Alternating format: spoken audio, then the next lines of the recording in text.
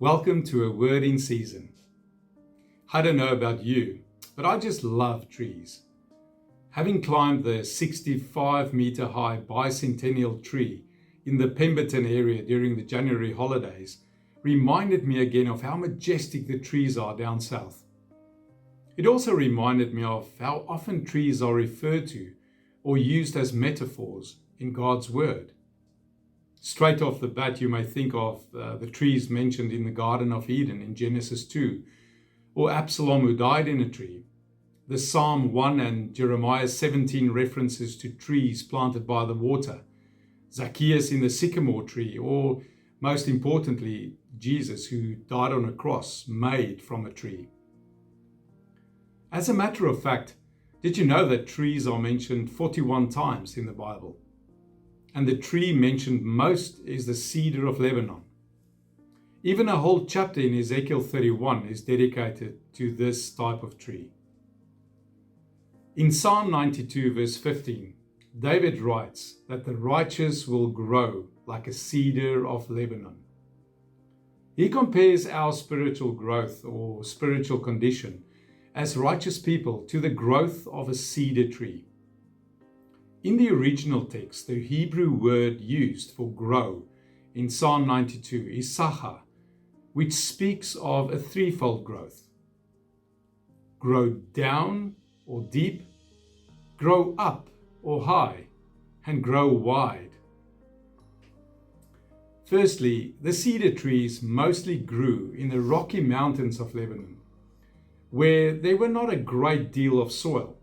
The water table was very deep, and there were a lot of wind at a high altitude. If they did not put their roots down deep, they would not be able to sustain their growth, or they could so easily be bent over, cracked, or even uprooted.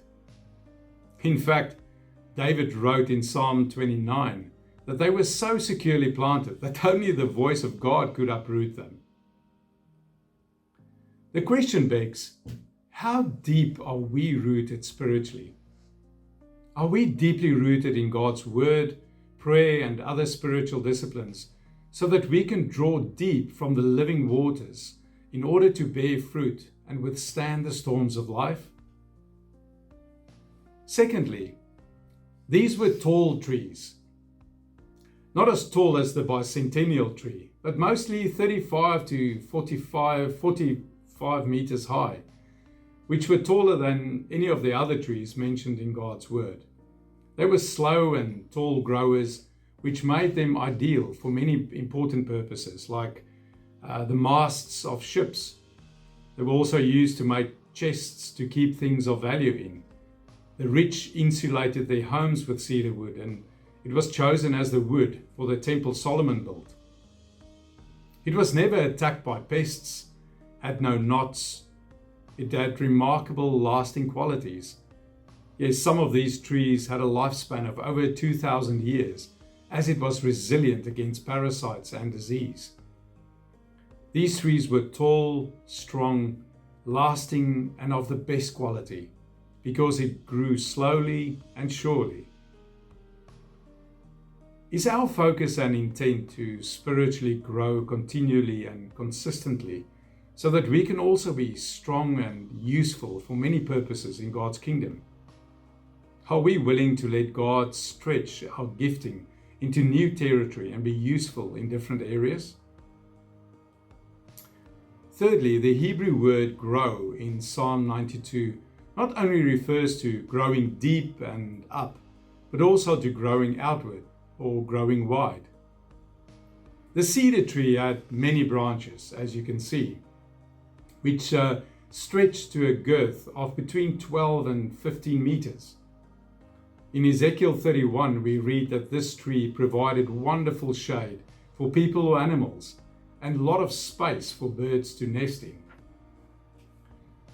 Are we growing spiritually like the cedar tree so that our canopies in life are broad enough for others to leave the heat of day, so to speak, to come and rest under our shade? Let's be encouraged today to heed to David's metaphor of the cedar tree by growing deep, growing tall, and growing wide, so that we can be rooted to withstand the storms of life, be useful in God's kingdom, and be a blessing to others who may need rest. May God bless you on your spiritual growth journey.